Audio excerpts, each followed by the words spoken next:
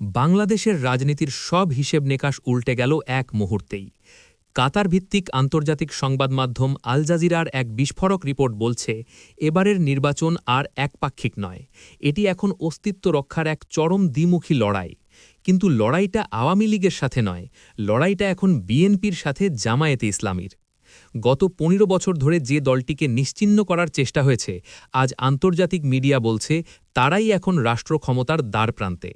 ফাঁসি, মামলা, অফিস সিলগালা আর গুম খুন, বিগত ১.৫ দশকের এই চরম নিপীড়ন উল্টো জামায়াতের প্রতি মানুষের সহানুভূতি বাড়িয়ে দিয়েছে বহুগুণ। জনগণ এখন তাদের আর অপরাধী হিসেবে দেখছে না, বরং দেখছে এক লড়াকু ভিকটিম হিসেবে। আবেগ নয়, এবার কথা বলছে রাজনীতির অঙ্ক। মার্কিন প্রতিষ্ঠান IRI এর জরিপ বলছে, বিএনপির সাথে জামায়াতের ভোটের ব্যবধান এখন মাত্র ১% কোঠায়। জামায়াতের গ্রাফ যখন রকেটের গতিতে উপরে উঠছে, তখন বিএনপির জনপ্রিয়তা অনেকটাই স্থবির।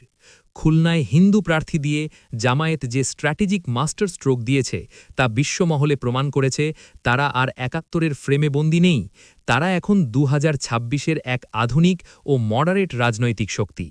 তরুণ প্রজন্ম বা জেন জি এর পালস এখন জামায়াত এবং এনসিপি জোটের হাতে। অন্যদিকে বিএনপির কপালে এখন চিন্তার ভাঁজ। গুলশানের এসি রুমের রাজনীতি আর মাঠের বাস্তবতায় আজ আকাশ পাতাল তফাত। গবেষণা বলছে, বিএনপির বাঘা বাঘা নেতারাও আজ নিজ আসনে নিরাপদ নন। এক অজানা আতঙ্কে ভুগছে ধানের শীষের কাণ্ডারিরা। কারণ জনগণ গত ৫৫ বছরের পুরনো শাসনের বাইরে গিয়ে এবার খুঁজছে তৃতীয় কোনো অপশন, খুঁজছে পরিবর্তনের নতুন স্বাদ। তবে কি দীর্ঘ ৫৫ বছরের সাইকেল ভেঙে বাংলাদেশ দেখবে নতুন কোনো সূর্য? আন্তর্জাতিক মহল থেকে শুরু করে গ্রামের চায়ের দোকান, সবার টেবিলে এখন একটাই রিপোর্ট।